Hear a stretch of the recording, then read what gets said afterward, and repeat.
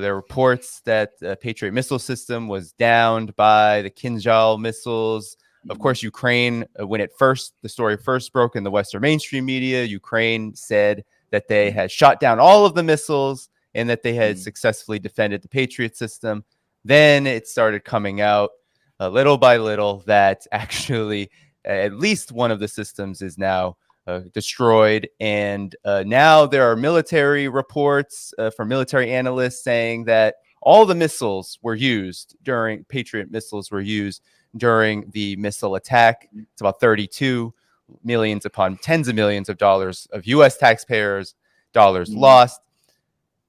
Can you, whoever wants to begin, what is the significance of this news? Russia is saying one thing, Ukraine, of course, is saying a whole other thing. This seems to be very characteristic of the conflict in general. But what's the significance of this Patriot system being attacked the way it was by Russia, given all that's been going on in the conflict? Whoever wants to begin.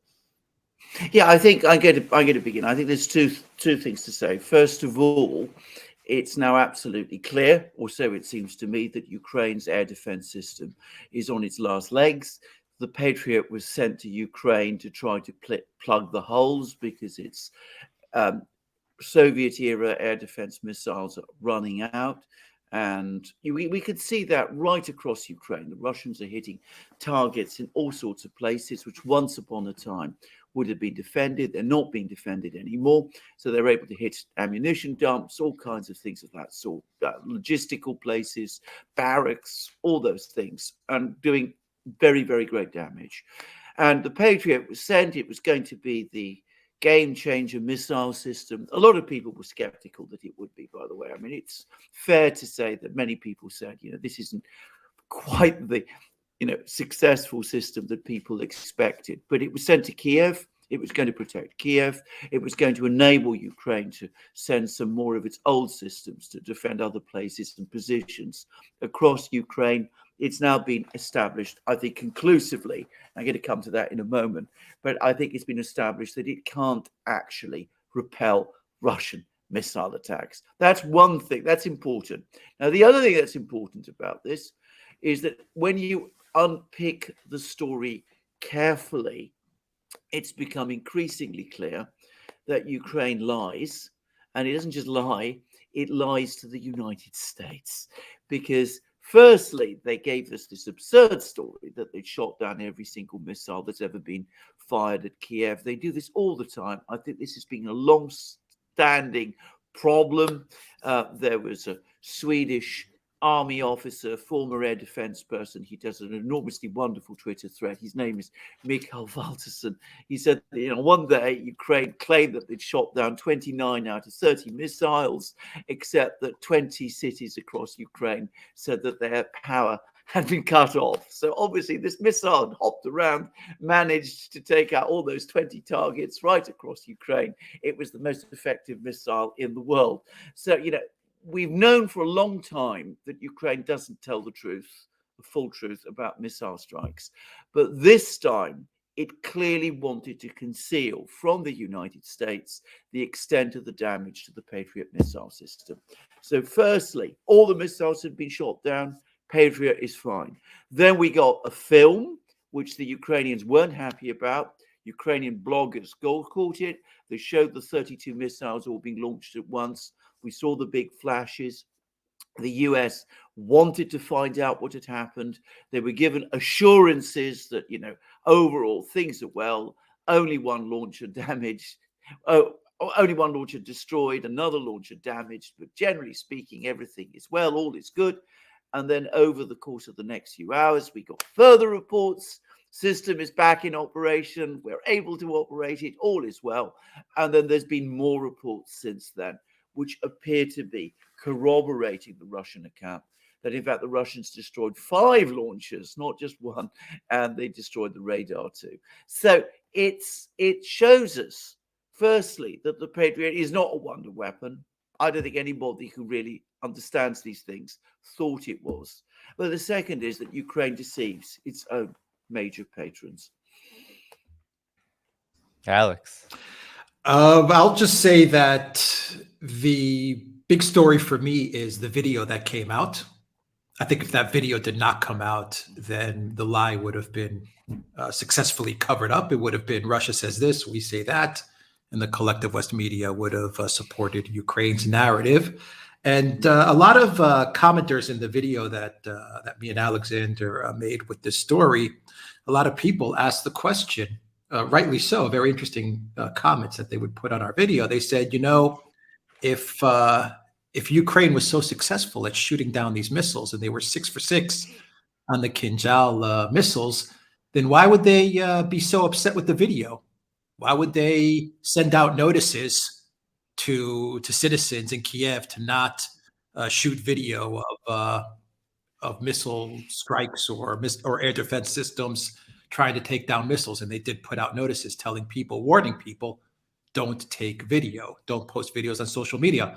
Why would they arrest bloggers who took this video? I mean, one would think that if they were 6 for 6 on hypersonic missiles, they would want that social media post to go everywhere, as would the maker and manufacturer of the Patriot missile. They would probably take that video and use it as their marketing promo.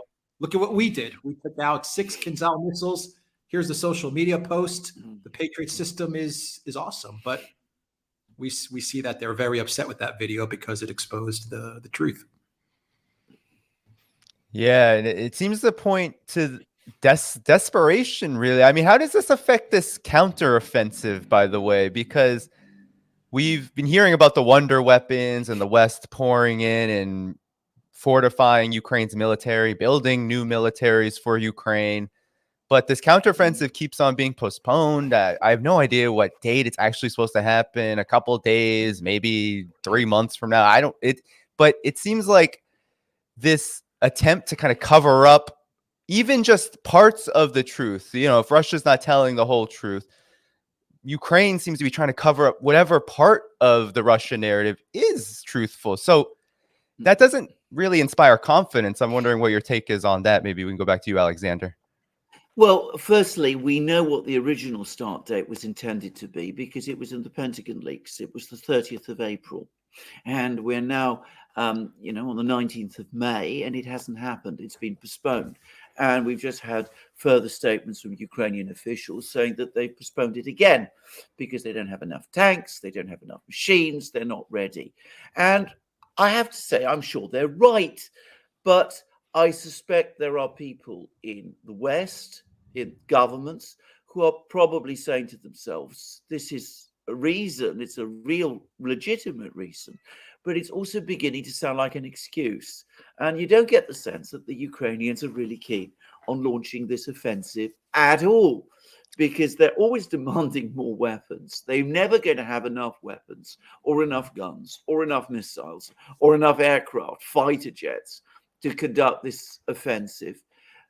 And they will always say that because basically, deep down, they don't want to launch this offensive because they know that if this offensive is launched, it's not going to achieve any big decisive outcome. Thousands of men will die. Lots of machines will be lost. Ukraine will be left in a very much weaker position. So you don't really want an offensive in that kind of situation. But they've told everybody that they're going to launch it. They've managed to get the Europeans to give them all the tanks. They managed to get the Americans to give them the Bradley vehicles. They managed to get the Americans to send them the Patriot system. So they can't just turn around and say, well, we're calling the whole thing off. So we get this weird dance over this. And I think eventually they will try and launch it. But in the meantime, the Russians are hitting them everywhere that they can, as to taking out ammunition dumps, taking out storage facilities.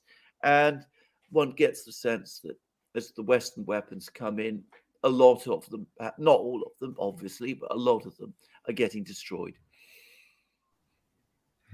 Yeah, I mean, why would you want to launch this counteroffensive or this offensive, whatever you want to call it by now? Why would you want to launch this knowing that it's not going to be successful? And the minute you launch this offensive and it turns out to not be successful, your money dries up. That's it. So they're going to try to delay this as much as possible. I think they're going to start to get a lot of contracts in with the military industrial complex. So they're going to try to extend this, say 4, 5, 6 months. They're going to try to get as many contracts in with the MIC as possible. It doesn't matter if after 1 year the contracts are not going to be fulfilled to Ukraine. The money's going to already be budgeted. Whatever the MIC produces, they could shift it to another conflict zone or to some other country. That's not a big problem. But they're going to try to extend this out as much as they can so that they can keep the money flowing. I mean, there's so much money being made by so many people in this. Why risk it with a counteroffensive right now? Offensive, counteroffensive. Like I said, I don't even know what to call this thing anymore. They will launch something, but yes. My guess is that when they launch it, it's going to be the beginning of the end of the grift. Yes. Yeah, I mean, this counteroffensive has gone through quite a journey, at least the narrative. It was like, we need more. You've top Ukrainian officials saying, we need more, we need more. It's not going to be successful unless we get more. The U.S. and the West have been steadily, but yet, as you said, Alexander, not enough, but they've been steadily sending more and sending more. There's all this talk about F-16s now. The U.S. doesn't want to give them, but they'll let Europe give them. I mean, if you don't have weapons, though, how do you fight? How do you launch a counteroffensive? And then, I guess this gets to like, where are we at actually in this conflict? Because it seems like the confidence that I see in the Western mainstream media seems to waver in the way that the United States, you even have the Financial Times saying, oh, well, we've talked to anonymous US and European officials, and they're saying this is it. Like, your counteroffensive is the last, whatever you have. And if it goes to the G20 summit or the UN General Assembly, in the fall, those are possible areas where negotiations might take place because there might be a lot of pressure if this offensive fails. So I guess, what is your reaction to the confidence, the lack of confidence there of this, and how this tells us where we're at in the conflict? My own personal view is that we are now starting to come to the end of this affair. Now, when I say that, I want to make it clear that, the end can be very prolonged. It might even last years. In a kind of a way, if you think about Vietnam, for example, the United States sent its troops into Vietnam in 1965. By 1968, it was looking for a way out. But the war actually only ended in 1975. It took a very, very long time for this whole process to run its course. So when I say the end of the affair, the end game can be the longest, most grueling part of it. But I think that people in Washington are now looking for a way out. And there's been an absolutely, I think, seminally interesting article in Politico, because they're now talking about freezing the conflict, creating some kind of armistice situation, looking for the Korean type outcome. Yes. And if you look at that article very carefully, buried deep inside, there's an absolutely extraordinary sentence in which they say that this would be a politically palatable outcome for the United States. So it's no longer about achieving a victory, because that's out of reach. It's about avoiding a defeat and getting a politically palatable outcome instead. So why would you want a counteroffensive in that kind of situation if that puts you in a weaker position and causes the prospect of that armistice, this freezing of the conflict, to recede? So that's another problem that they have. And if you read that Politico article very carefully, they're making it very clear there that they don't expect this offensive to have any particular decisive outcome. But that's where we are. The hope, I think, right up until the autumn, was that they would be able to achieve some big breakthrough. They had those two offensives in the autumn. They thought then that they could launch an offensive quickly, a third offensive. That didn't happen. Ukraine's losses were bigger than they expected. The Russians parried those two offensives more successfully than was expected. So they had to put off the third offensive, and they're putting it off again and again and again. And now they've decided, well, really, it's gone as far as it can go. We can obviously supply a few more F-16s. We've got to get all those nice contracts out there. I think Alex is absolutely right about that, by the way. But we've also got to save, protect, preserve our political reputations. So what we're looking for now is the politically palatable outcome, something we can spin as a success. And all we need now is to get the Russians to agree. Yeah.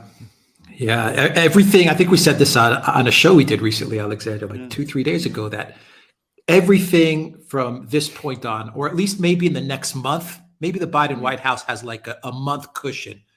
But after that, everything's going to be in terms of the election in the United States. And every decision that the White House makes is going to be seen through the lens of Biden's reelection, if Biden really is going through with his campaign. But that's the reality of it. So every decision they're going to make, they're going to sit there and they're going to say, well, does this help us get reelected, or does this not help us get reelected? And we were doing our video the other day, me and Alexander, and I asked Alexander the question. I said, how much time does Biden have with this Project Ukraine? And if I was advising Biden, I would say, look, you have maybe a month where you can just pull out of this and let Ukraine collapse. And by the time the election gets started, the American voter is going to forget about it, and that'll be okay. Or after a month's time or 2 months' time, that's it. You're on the hook. You won't be able to just ditch Ukraine. You're going to have to work out some sort of solution, because as you're campaigning, your opponents are going to be using Ukraine against you. And actually, I think we do see Robert Kennedy Jr., he is using Ukraine, that talking point, a lot. And he's really hitting Biden with it. And I think it is working. And I think it's working because people around the world are sick of Zelensky. There's no simpler way to put it. They just don't like the guy. They don't like the money that's going to this thing. They don't like his character. People are tired of this. Yeah, public opinion in the United States itself is very low on the Ukraine scenario, situation, quagmire, debacle, whatever we want to call it. People are not happy about it. And, RFK Jr., for all intents and purposes, and any other election cycle, would probably be a fringe candidate, as they call them here in the United States, despite the name. But he is not. He is polling quite well. The DNC probably won't let him compete, just like they don't like to let anyone who challenges their establishment types compete. But I think the Ukraine situation is a huge reason why that is.